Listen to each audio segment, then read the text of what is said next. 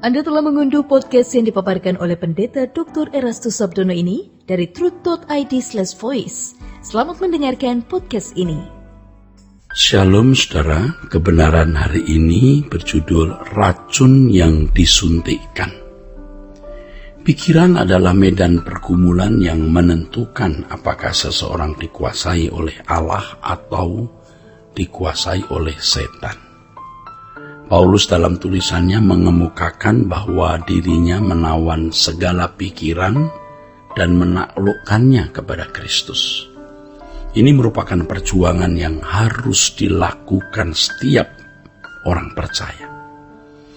Pikiran adalah tempat di mana terdapat pangkalan, apakah pangkalan tersebut dipersembahkan atau diperuntukkan bagi Allah atau untuk yang lain. Itulah sebabnya firman Tuhan mengatakan agar orang percaya menjaga hati, menjaga pikiran dengan segala kewaspadaan. Amsal 4 ayat 23. Dalam Amsal pasal 4 ayat 23 tersebut kata hati adalah leb. Selain berarti hati juga bisa berarti pikiran. Dalam Yohanes pasal 8 ayat 43 Tuhan Yesus mengatakan, apakah sebabnya kamu tidak mengerti bahasaku? Sebab kamu tidak menangkap firmanku. Nah, kata menangkap dalam teks aslinya adalah aku, yang berarti mengerti atau memahami.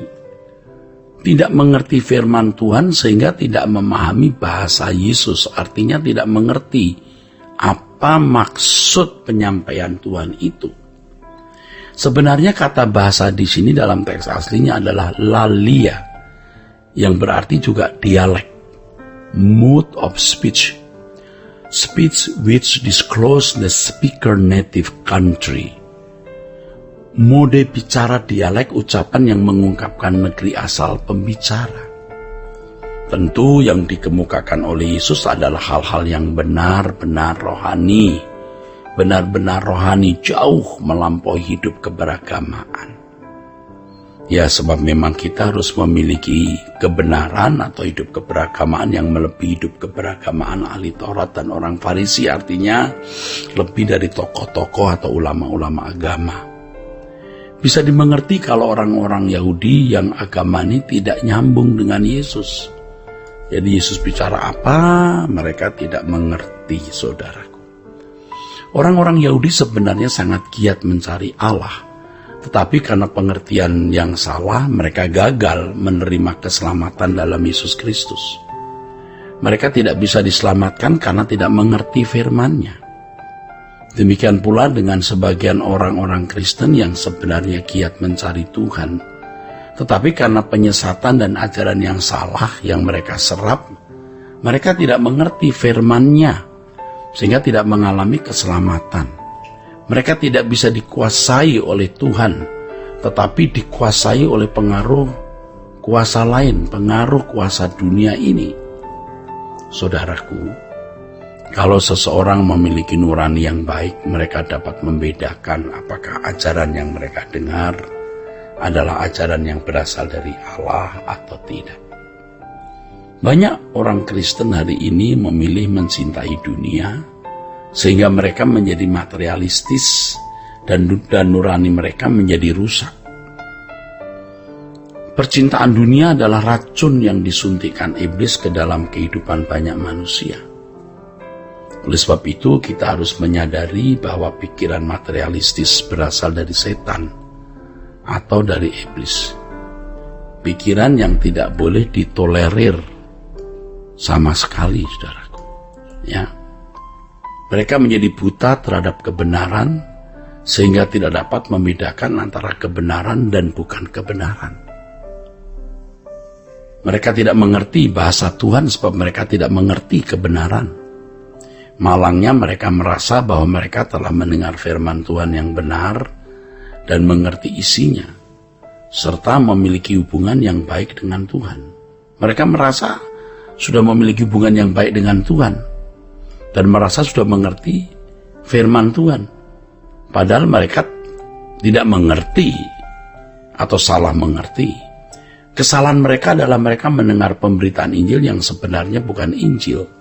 Sehingga yang mereka dengar walaupun sepertinya sesuai dengan doktrin yang diakui sebagai resmi, karena dari dulu itu dianggap benar, sesungguhnya itu adalah ajaran manusia yang dijiwai oleh spirit percintaan dunia yang tidak membuat seseorang benar-benar mengalami proses pembaharuan menjadi seperti Kristus. Saudaraku, kalau seseorang tidak memahami kebenaran, ia akan membangun satu sosok atau figur Allah dalam pikirannya sendiri. Sosok Allah dalam pikiran tersebut memiliki ciri-ciri karakter yang diciptakan sendiri.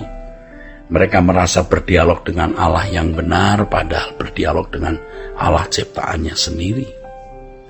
Dari kesaksian mereka mengenai suatu Allah atau Tuhan yang mereka percayai memberi visi dan berdialog dengannya, menunjukkan bahwa itu bukan Allah yang diajarkan Alkitab.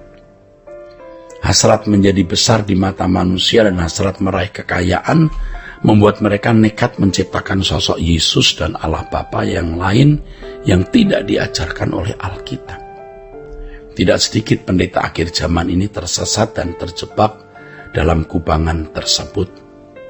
Mereka tidak tahu dan tidak menemukan jalan untuk bertemu dengan Tuhan. Biasanya hal ini dipicu oleh karakter dosa dalam diri mereka, yaitu ambisi menjadi orang yang terhormat dan tersanjung melebihi pendeta lain. Melalui kesaksian pengalamannya dengan Allah yang dikarangnya sendiri. Dengan cara ini iblis menjatuhkan hamba-hamba Tuhan. Kalau seseorang hamba Tuhan dapat disesatkan, jemaat pun ikut menjadi sesat. Sebenarnya melalui pembaharuan pikiran dengan sarana kebenaran firman Allah yang murni, cita rasa jiwa seseorang menjadi sama dengan cita rasa Tuhan, saudara. Mestinya, dengan cita rasa yang sama ini seseorang bisa bersekutu dengan Tuhan. Ia tidak akan tertarik terhadap keindahan dunia, saudara. Tetapi tidak sedikit pendeta akhir zaman ini tersesat terjebak dalam kubangan tersebut. Ia memiliki sosok Tuhan, sosok Allah. Tapi sebenarnya bukan Yesus yang benar, bukan Tuhan yang benar, dan itu akan nampak dari perilaku mereka. Ya, ini kasihan ya. Ini benar-benar penyesatan yang cerdas dari iblis, maka banyak teolog-teolog yang sebenarnya ya pikirannya ada dalam pengaruh kuasa gelap. Dengan cita rasa yang salah, artinya sama seperti anak dunia, ia tidak akan bisa menularkan spirit yang baik kepada jemaat ketika dia berkhotbah atau mengajarkan satu ajaran. Tentu dengan keadaan ini, iblis mudah menjerat lebih banyak orang. Tetapi kalau orang cita rasanya seperti cita rasa Allah, maka iblis tidak bisa menjeratnya. Iblis tidak memiliki pangkalan dalam pikiran orang-orang yang satu selera dengan Allah. Dengan hal ini maka orang tersebut dapat mengerti bahasa Tuhan karena satu selera dengan Tuhan. Ia dapat memiliki kecerdasan rohani, kecerdasan intelektual, emosi yang baik seperti yang dimiliki Yesus. Memenuhi apa yang dikatakan oleh firman Tuhan, memiliki pikiran dan perasaan Kristus. Inilah goal atau tujuan keselamatan itu yang tidak boleh digantikan dengan yang lain. Memiliki pikiran perasaan Kristus atau serupa dengan Yesus atau sempurna seperti Bapa. Penyimpangan dari tujuan ini berarti penyesatan dan kesalahan yang tidak bisa ditolerir. Nah, ini adalah kesalahan parah yang terjadi dalam kehidupan banyak orang yang hari ini, saudaraku, terjadi dalam kehidupan orang-orang Kristen, ya, di mana orang tidak memiliki pikiran perasaan Kristus.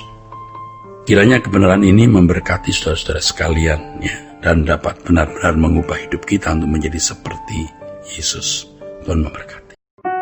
Untuk berlangganan renungan harian dalam bentuk cetak, silakan hubungi Truth Literatur di nomor telepon 0878 7870 7000. Untuk mendapatkan CD khotbah, MP3 Renungan Truth, dan CD album lagu produksi Sola Gracia, Anda dapat menghubungi di hari dan jam kerja di nomor telepon 021 638 60953. Tuhan Yesus memberkati. Sola Gracia.